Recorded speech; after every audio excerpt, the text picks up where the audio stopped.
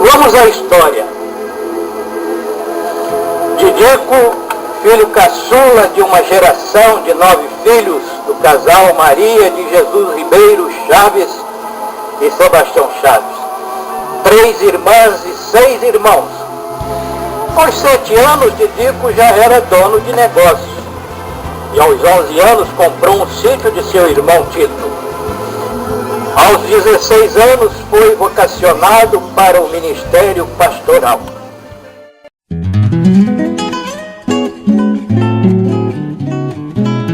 Vendeu o sítio, arrumou as malas, tomou o trem para o colégio Gregory em Juiz de Fora.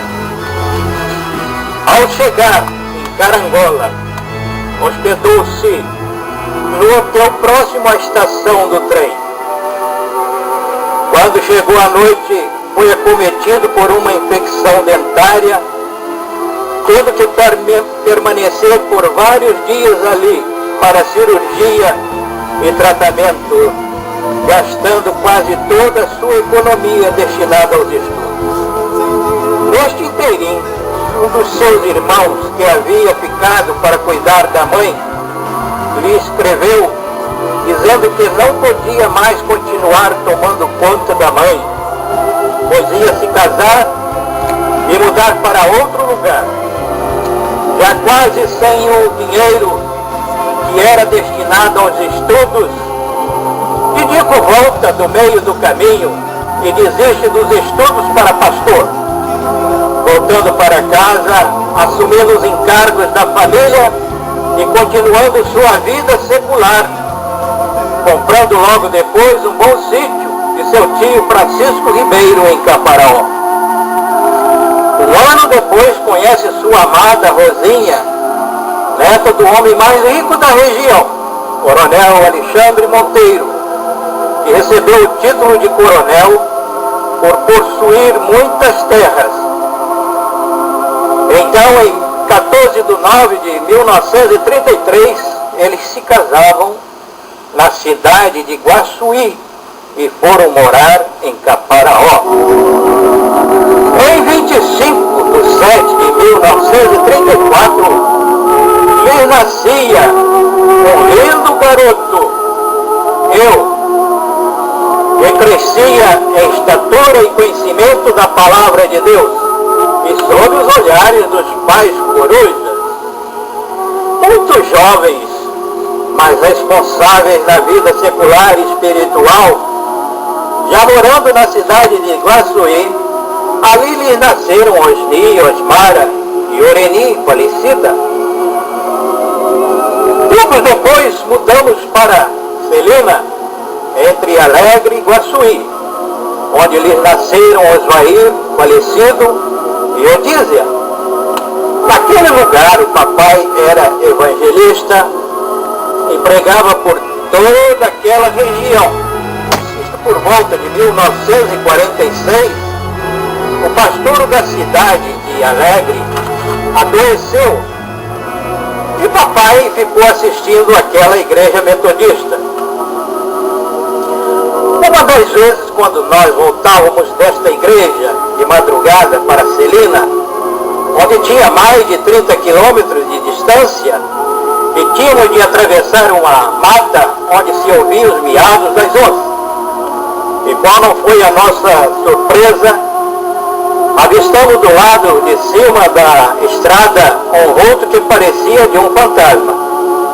O meu cabelo se arrepiou e paramos por uns instantes e papai apanhou, me parece uma pedra, um pedaço de pau, e jogou na direção do suposto fantasma.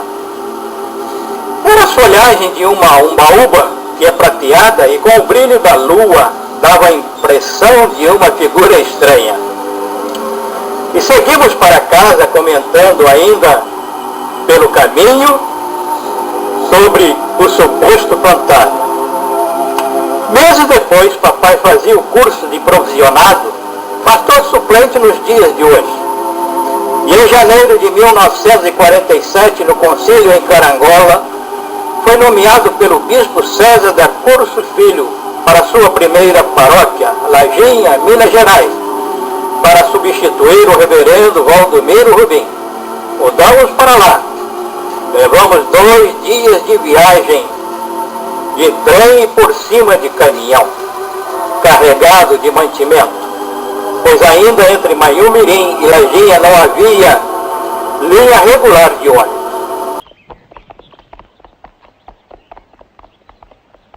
O campo era tão grande que papai levava 30 dias fora de casa para visitar o campo missionário, andando mais de 400 quilômetros a cavalo. E a família ia crescendo. Ali lhes nasceram o Nil e o Dilon, por isso são mineiros. Depois de 4 anos, fora transferido para Castelo Espírito Santo em 1951. E mais as cidades de Taoca e Batalha, onde pastoreava 7 igrejas e algumas congregações. Isto tudo fazia a cavalo e de bicicleta, e ainda tinha tempo para estudar, onde fazia o curso ginasial. Às vezes viajava a noite toda de bicicleta, chegando às 5 ou 6 horas da manhã, e entrava no colégio às 7 horas. Tempo difícil, papai, mas o Senhor foi vencendo as etapas. Em Castelo, lhes nasceram Otto e Onei, falecido. Dali foi transferido em 1955 para Sapucaia e Anta, estado do Rio, e mais as congregações de Chiador e Mar de Espanha, do lado de Minas Gerais. Ali lhes nascera o caçula Lomir, mais 4 anos, e foi transferido em 1959 para a Barra do Piraí, Mossing, Paulo e Fronten, Santanésia, etc. Depois de 2 anos, em 1961, foi transferido para Laranjais e Itaocara e algumas congregações. Em Itaocara construiu o templo e junto com as 3 filhas fez o curso normal, vindo depois para Nova Friburgo em 1965 como superintendente distrital. Após 5 anos, foi transferido em 1971 para Volta Redonda, para as igrejas de Retiro, Wodak, Minerlândia, Boa Sorte, e criou várias congregações, entre elas a do Açude, onde é uma igreja dirigida por sua filha Odísia. Em Boa Sorte construiu uma linda igreja para 400 pessoas assentadas. E por último foi transferido para as igrejas de Bangu, Padre Miguel, Senador Camará, Rio da Prata e Vila Tiradentes, sendo ajudado por 3 pastores seminaristas, entre eles eu era um.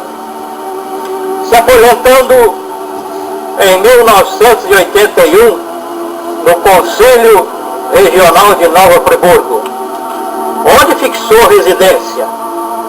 2 anos após sua aposentadoria, foi nomeado pelo bispo Paulo Aires para as igrejas de Valão do Barro e Vargem Alta. Isto sem salário, mas o papai sempre esteve presente ao ID, pois a obra é do Senhor e não do homem. Depois foi nomeado também para a igreja de Olaria, onde ficou por 2 anos. Suas folhas nunca murcharam. Nestes seus 45 anos de ministério, sempre em todo o seu pastorado, fez um ministério sério. Que as águas do mar da vida quiseste te afogar, segura na mão de Deus e vai. Se as tristezas dessa vida quiserem te sufocar,